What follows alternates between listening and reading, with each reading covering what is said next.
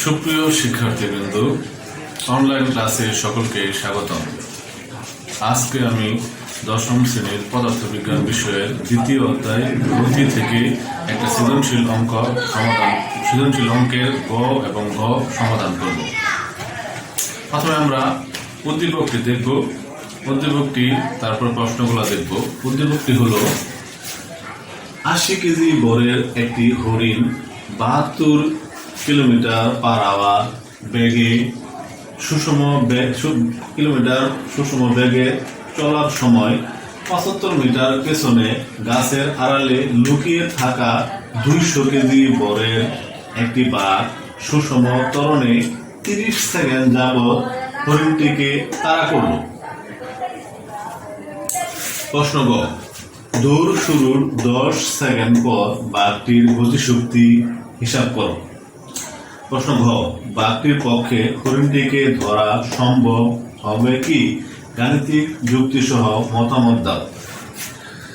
এখন আমরা প্রশ্ন গ নিয়ে আলোচনা করব। প্রশ্ন গ বলছে দৌড় শুরুর 10 সেকেন্ড পর বাঘটির গতিশক্তি হিসাব করতে। আমরা জানি গতিশক্তির সূত্র হচ্ছে half M V square. M হচ্ছে বস্তুর ভর, মানে বাঘের ভর দেওয়া আছে 200 কেজি, ঠিক আছে। বিটা হচ্ছে বাঘের ব্যাগ, কিন্তু বাঘ তো স্থির অবস্থায় ছিল, আদি ব্যাগ 0। 10 সেকেন্ড পরে বাঘের ব্যাগটা কত হয় সেই ব্যাগটা আমাদের আগে বের করতে হবে।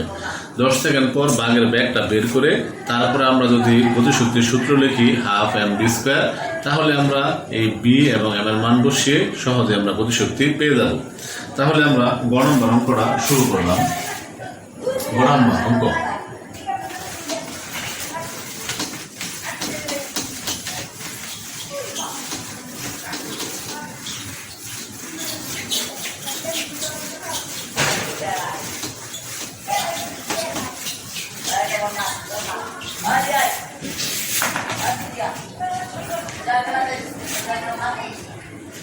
দৌড় শুরুর 10 সেকেন্ড পর বাঘটির গতিশক্তি হিসাব করো। প্রশ্ন গ, তাহলে আমরা উদ্দীপক থেকে পাই বাঘের ভর m = 200 কেজি। এখানে বাঘের ভর, প্রশ্ন গ, বাঘের ভর m = 200 কেজি। বাঘের আদি ব্যাগ, বাঘের আদি ব্যাগ u = 0 ms inverse 1, সময় t = 10 সেকেন্ড।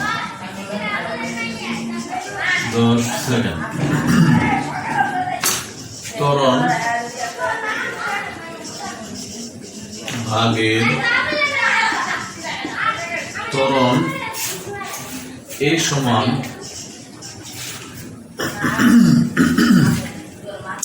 বাঘের ত্বরণ a সমান 1.5 ms inverse 2।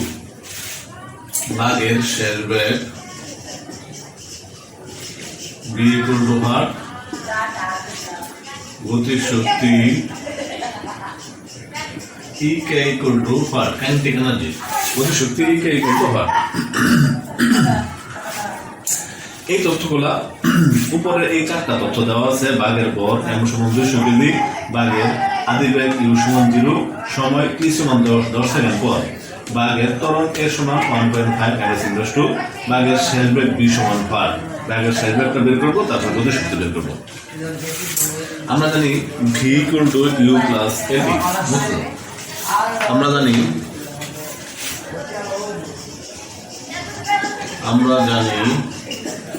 v = u + at। গতির সমীকরণ থেকে আমরা জানি v = u + at। এখন u এর মান 0 ms inverse 1 প্লাস a এর মান হচ্ছে 1.5 ms inverse 2 ইনটু t এর মান হচ্ছে 10 সেকেন্ড।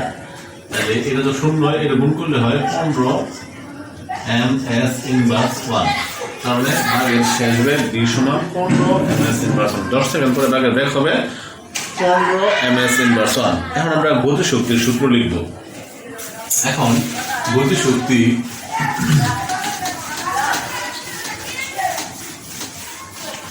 গতিশক্তির সূত্র লিখব। গতিশক্তি আবার গতিশক্তি ই কে সমান হাফ এম ভি স্কয়ার। এখন হাফ এম এর মান হচ্ছে 200 কেজি কিন্তু বির মান হচ্ছে 15 ms ইনভার্স 1 তার whole square.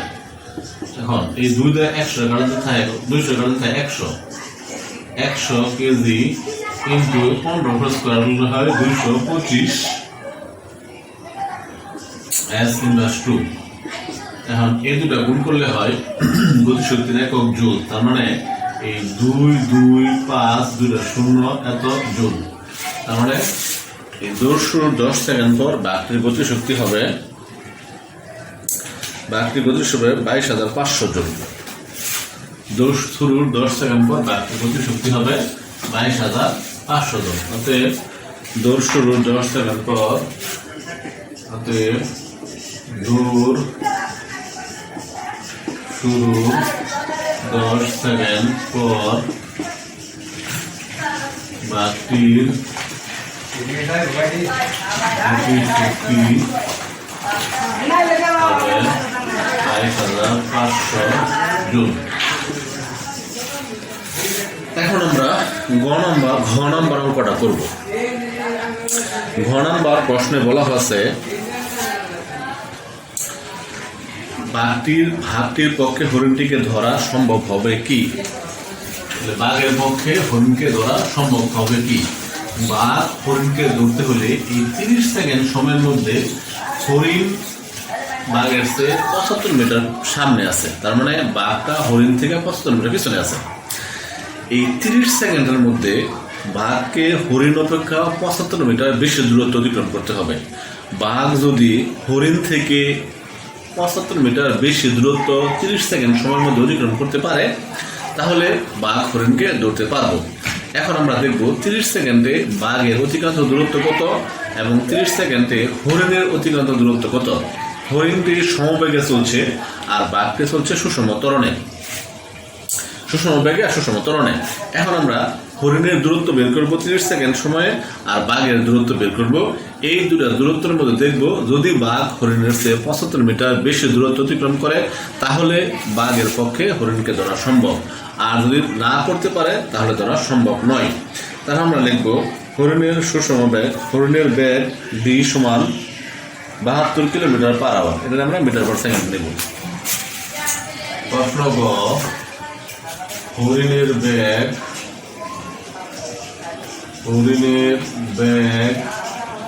v equal to 72 km/h inverse 1।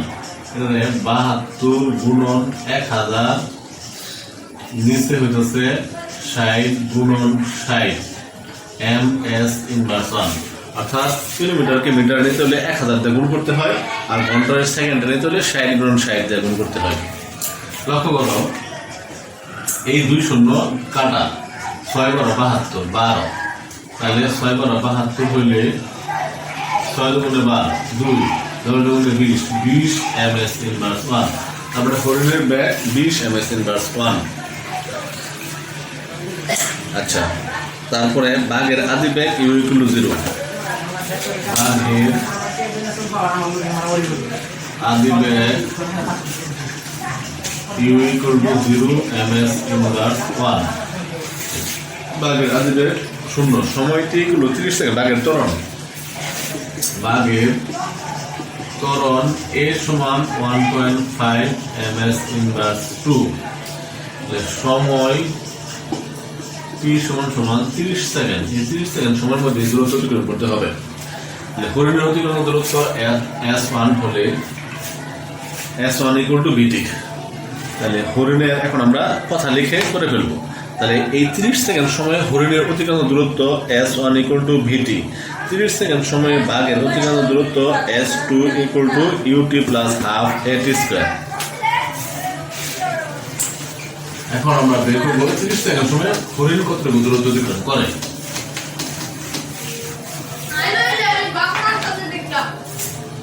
30 সেকেন্ডে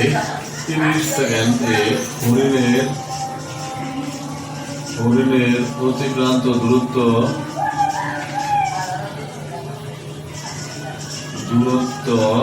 S1 = VT। ভির মান হচ্ছে 20 ইন্টু টি মান হচ্ছে 30 মিটার = 600 মিটার। তার মানে 30 সেকেন্ডে হরিণের অতিক্রান্ত দূরত্ব 600 মিটার। এখন আমরা দেখব 30 সেকেন্ডে বাঘের অতিক্রান্ত দূরত্ব কত। এখন আমরা বের করবো 30 সেকেন্ডে বাঘের অতিক্রান্ত দূরত্ব কত। অতএব 30 সেকেন্ডে বাঘের অতিক্রান্ত দূরত্ব S2 = UT + ½ AT²। 0 into T মান হচ্ছে 30 প্লাস হাফ ইন্টু এর মান হচ্ছে 1.5 ms ইনভার্স 2 ইন্টু টি মান হচ্ছে 30 সেকেন্ড উপরে হোল স্কয়ার। তাহলে 0 তাহলে half into 1.5 ms inverse 2 into 900 square. তাহলে গুণ করলে 900 675 মিটার। তার মানে 30 সেকেন্ডে বাঘের অতিক্রান্ত দূরত্ব 675 মিটার। অর্থাৎ 30 সেকেন্ডে বাঘ হরিণের চেয়ে বেশি দূরত্ব অতিক্রম করে। 30 সেকেন্ডে বাঘ হরিণের চেয়ে বেশি দূরত্ব অতিক্রম করে কত মিটার? 675 মিটার। অতএব 30 সেকেন্ডে বাঘ হরিণ অপেক্ষা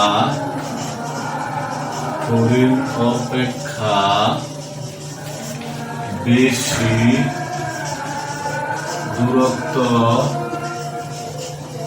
অতিক্রম করে 675 - 600 মিটার সমান 75 মিটার। অতএব বাঘ 30 সেকেন্ডে বাঘ হরিণের চেয়ে 75 মিটার বেশি দূরত্ব অতিক্রম করে। অতএব বাঘ হরিণকে দৌড়তে পারবে। অতএব বাঘের পক্ষে হরিণকে ধরা সম্ভব। অতএব বাঘের পক্ষে হরিণকে ধরা সম্ভব। বাঘের পক্ষে হরিণকে ধরা সম্ভব যেহেতু বাঘ হরিণের চেয়ে 75 মিটার বেশি দূরত্ব অতিক্রম করছে, কারণ বাঘ হরিণের চেয়ে 75 মিটার পিছনে ছিল। আজকের ক্লাস এ পর্যন্তই। সবাইকে আল্লাহ হাফেজ।